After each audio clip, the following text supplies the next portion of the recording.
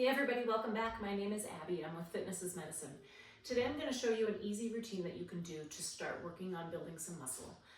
All you're going to need is a chair. No equipment necessary, body weight and a chair, and that is it. So a sturdy chair like a kitchen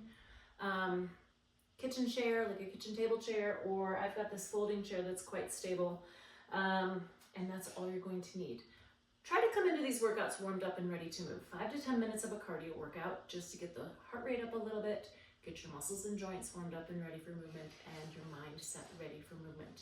Okay, today we're going to start with some sit to stands. This is a great lower body exercise.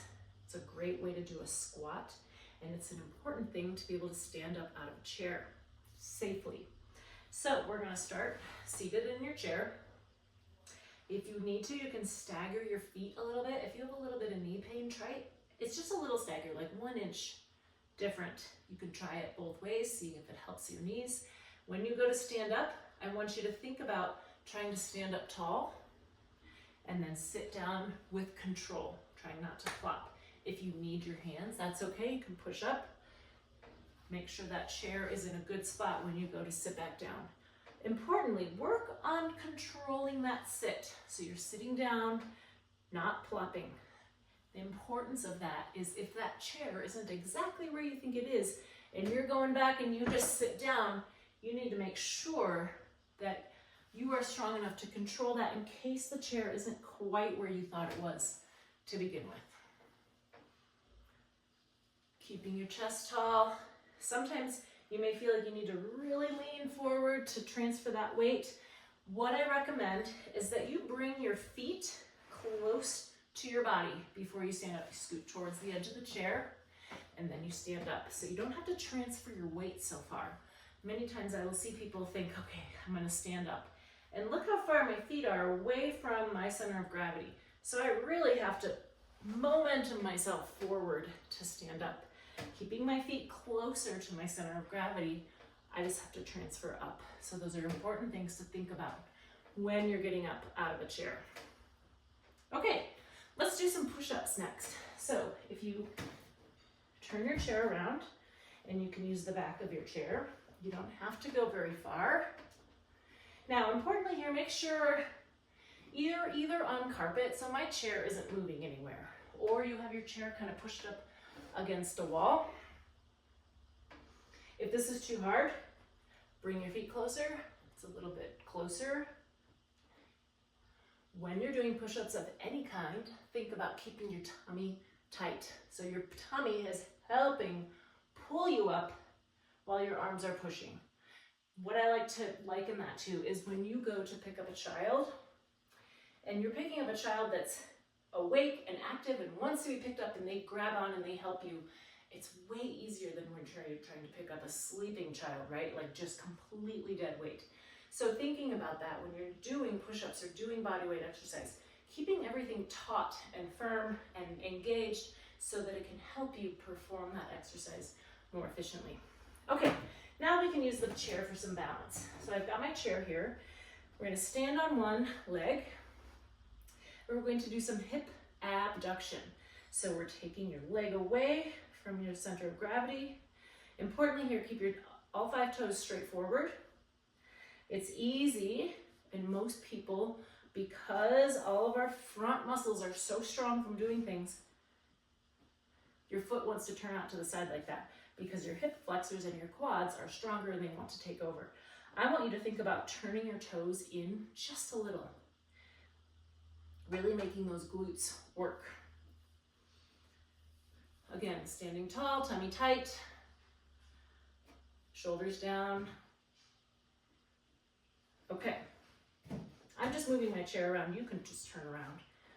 Other side, toes turned in just a little, or at least straight forward, but it helps kind of guard against that toe wanting to turn out to the side. Tummy tight. Okay, good. Next we're going to do calf raises or heel raises. So what I want you to do is your feet are, just straight under your hips. I want you to go up on your tiptoes and then right back down. Now I want you to control the going down. So we're not going up and then falling down. Try to control that. These muscles are, all of these muscles in your feet and ankles and calves that are working here are important for walking and important for balance. So keeping these muscles strong will help keep you walking and keep your balance longer, avoiding falls. Think about all 10 toes engaging here. It can be easy to kind of go out to the sides. I want all 10 toes bending, coming back down. Control it both ways. And down. Good. Okay, next let's do a little balance challenge. So you can just turn. You've got the balance of your chair here. Putting one foot directly in front of the other, a tandem stance, and then see if you can let go. Keep your hands right over the chair. If this is too much, you can stagger it just a little. So pull it off to the side just like that. But toes, heel to toe if you can. When you're doing balance exercises, think about using the entire bottom of your foot. So you may need to think about pushing through your big toe. Lots of times people will start to kind of roll out towards their pinky toe. I want you to think about pushing through your big toe, and that will help use all of the muscles in your feet, and then it helps use the entire bottom surface of your foot, giving you a larger surface for balance. Okay, let's switch. Like I said, keep one hand available, or at least turn and face that chair so that you have it if you do start to lose your balance. I want you to do these safely, in a controlled environment. When you're doing balance, keeping your core tight can really help. It's connecting everything, right? Like your upper body isn't just floating out here in space, it's connected through your core. Your core is this entire area here. Really thinking about keeping it strong to help keep you balanced. Again, I'm gonna talk about core engagement a lot. It's really important. If you have a strong core, it helps avoid falls. It helps you avoid injury. All right, the last thing we're gonna do is we're gonna sit back down on that chair and we're gonna do abs in your chair. So abdominal lean, I like to call them ab leans. Sit all the way up on the front part of your chair. Put your heels out like this. So my knees are a little bit bent. I'm not straight like this. Athletic body, athletic stance. You're gonna start with your hands on your legs, leaning back with your back straight, back tall, come back up. Now, just touch your back to the back of the chair. I'm gonna add a little bit more challenge. Lean back, only come 2/3 of the way up. Can you feel how your tummy is staying engaged that way? Breathe. It can be really hard to breathe doing core exercises. This is one you can do anywhere, anytime. Now, if this feels like you want a little bit more challenge, you could try crossing your arms across your chest. That lengthens your lever just a little bit.